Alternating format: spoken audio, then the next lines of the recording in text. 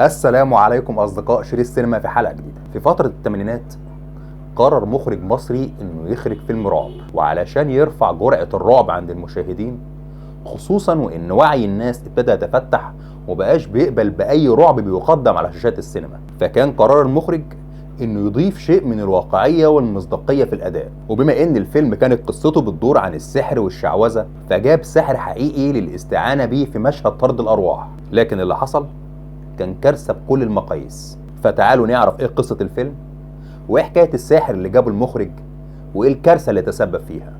وكالعادة بسرعة نبتدي حلقتنا.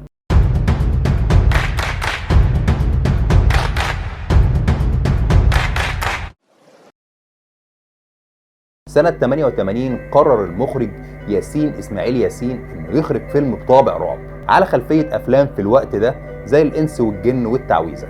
الفيلم كان اسمه عاد لينتقم. البطولة كانت للفنان عزت العلايلي وإيمان ورجاء الجداوي وأنور إسماعيل. وقصة الفيلم كانت بتدور عن هاشم، الطبيب اللي بتتوفى بنته الوحيدة، فبيقرر إنه يسيب البيت اللي كان عايش فيه علشان يبعد عن أي ذكرى مؤلمة بتفكره بوفاتها، وبينتقل للإقامة في فيلا بيأجرها من السيدة نجلاء من غير ما يعرف تاريخ الفيلا دي.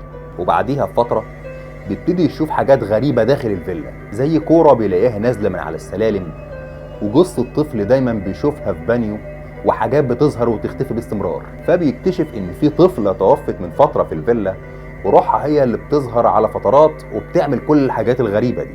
وفي مشهد من المشاهد بيقرروا ان هم يجيبوا عالم روحاني علشان يقدر يتعامل مع الموقف ده ويخرج الروح. وكما المعتاد في مشاهد زي دي، من المفروض ان المخرج بيجيب اي حد من المجاميع اللي موجودين علشان يأدي الدور. لكن اللي حصل ان مخرج الفيلم قرر علشان يضيف شيء من المصداقية في الاداء انه يجيب ساحر حقيقي، وكان مش اي ساحر، ده كان الاشهر في الوقت ده. وبحيث كمان انه يضيف شيء من الدعاية لما الناس تعرف ان الساحر ده موجود من ضمن كاست الفيلم. الساحر كان العالم الروحاني المعروف في جميع الاوساط، السيد الحسين الفلكي، واحد من اقوى واشهر الاشخاص في المجال الروحاني. وكان الاتفاق انه هيطلع في المشهد ويتمتم ببعض الكلمات اللي بتتقال في المواقف اللي زي دي، على اساس انه بيخرج الروح من البيت. واكد المخرج عليه انه ما يقولش اي كلام من الجانب الروحاني ويألف اي كلام. لكن الكارثة انه ما التزمش بكلام المخرج وقال تعويذة حقيقية.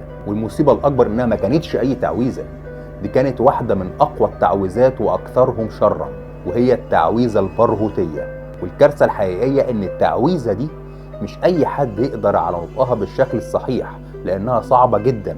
ظهر في فيلم في 1986 اسمه عاد لينتقم، وقال تعزيمة وهي عزيمة البرهوتية، قالها بالنص كأجواء الفيلم. للأسف الراجل ده لما ظهر أقنع المخرج إن هو هيقول كلام عادي جدا لأنه بيهتش على الناس يعني عشان يبقى عامل جو، بس الحقيقة إن هو قال العزيمة الحقيقية.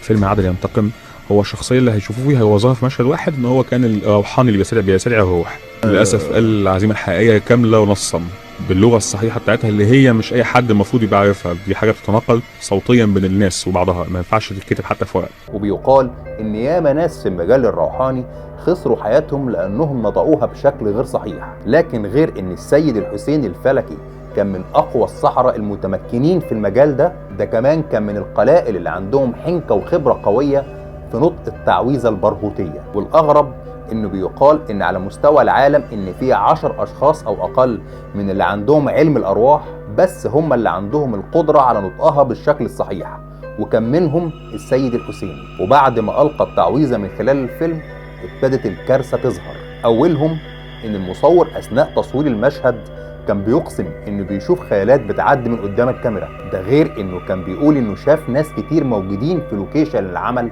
غير فريق التصوير وهو ما يعرفهمش. وكمان بعد ما خلصوا تصوير الفيلم لقوا ان في مشاهد كتير محذوفة وكأنها ما اتصورتش، ومشاهد تانية عليها خلفية سودة كما لو ان ايد مغطية الكاميرا. وتاني المصايب واصعبها كان لما الفيلم ابتدى ينزل في السينمات. اولهم ان في دار عرض اتحرقت بالكامل بعد عرض الفيلم ب3 ايام، ده غير ان في بعض الناس من اللي شافت الفيلم بيقولوا ان بعد مشهد التعويذة ده بالذات كانوا بيحسوا كما لو ان في ايد محطوطة على كتفهم، مع ان ما كانش في حد وراهم. ده غير بقى اللي كان بيجي لهم صراخ هستيري مفاجئ بدون اي سبب، مع انهم ما بيعانوش من اي امراض عصبيه او نفسيه. لكن المشكله الاكبر من ده كله انك لما تيجي تقرا شويه عن التعويذه البرغوثيه دي هتكتشف انها من اقوى تعويذات السحر الاسود، وان بمجرد نطقها او سماعها مفيش لا جن ولا مارد بيعصاها، وانها بتحتوي على 28 اسم من اسماء الله الحسنى، لكنها بتتقال بطريقه غير مفهومه لينا، وانها كمان بتحتوي على بعض كلمات من اللغه السريانيه الاصليه،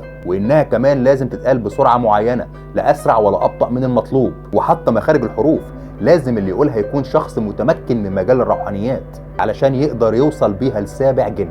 وبيقال برضو ان العزيمه البرغوثيه دي هي نقطه التواصل ما بين عالم البشر والعالم السفلي. وتعالوا دلوقتي نشوف المشهد اللي اتقالت فيه التعويذه، بس طبعا بعد ما تم التعديل عليها من بعض علماء الازهر وبعض اللي لهم صله بالعلم الروحاني علشان يبطلوا مفعول خطورتها. فريق فريق أنيق أنيق حريف حريف مليق مليق انزلوا حتى يراقب الناظر بعينه. وتعالوا بقى دلوقتي نتعرف على نهاية الساحر السيد الحسين الفلكي. والموضوع بدأ لما جه بلاغ للشرطة من زوجته بتاريخ 5 يونيو عام 2003، وبتقول انها دخلت على زوجها في مكتبه لقيته واقع على الارض وبقه مفتوح وعينيه مبرقه بشكل مرعب، وكان نازل من عينيه دموع لونها اسود، وكان باصص بشكل غريب للسقف. ولما ركزت مكان بصته لقت في بقعه كبيره في السقف ولونها اسود. وبعد التحقيقات ومعاينه الشرطه لقوا النوتة الخاصة بيه، وكانت المفاجأة لما لقوا انه مسجل فيها ارقام لمشاهير ونجوم سينما ورياضيين ونجوم مجتمع وسياسيين، وكان في بعض الاوراق عليها اسامي لبعض من المشاهير دول، وفي ظهرها تعويذة او عزم معين، وكان واضح انها اعمال. وكمان لقت الشرطة كتب كتير جدا عن السحر الاسود والجن وكيفية تحضيرها. الراجل ده عشان تبقى عارف بس نهايته كانت غريبة شوية. في 2003 نهاية الساحر حسين الحسيني ده في 2003 هو كان عنده مكان بيستقبل زي مكتب كده ضخم بيستقبل فيه الناس عشان يعمل لهم اعمال او حاجه، وكانت اعماله غاليه جدا وانه كان بيعمل اعمال فعلا قويه وغريبه.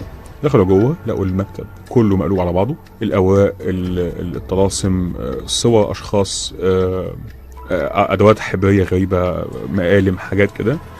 ولقوا حسين الفلكي واقع على الارض وعينيه مفتوحه برقه جامد قوي، وبقه مفتوح، وفي وشه زي ما يكون مكرمش على وضع معين. ده غير انهم لقوا اثناء عمليه البحث مناديل عليها دماء حيض، ومناديل تانية عليها بعض من السائل المنوي، وازايز لبن بكميات كبيره من الواضح انه كان بيستخدمها اثناء عمليه التحضير. ومن ضمن الحاجات الغريبه ان تقرير الطبيب الشرعي اثبت ان الوفاه ما كانتش بسبب جنائي، لكنها جت بسبب صدمه قويه، كما لو انه شاف حاجه مفزعه جدا ادت لوفاته بالشكل ده، لدرجه انهم لما حاولوا يقفلوا بقه وعينيه اثناء عمليه الدفن ما عرفوش، واتكفن واتدفن بالشكل اللي كان عليه. ورغم مرور اكتر من 15 سنه على وفاته لا زالت لغز محير بيخلينا نسال ايه اللي شافه قبل الوفاه تخليه بالشكل ده. وبكده اكون خلصت اللي عندي.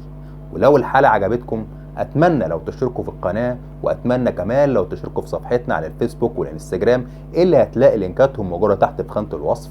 وياريت لو تفعلوا جرس التنبيهات علشان يوصلكوا كل جديد، وما تنسوش تدعمونا بلايك وشير، واستنونا في حلقه جديده من شريط سينما.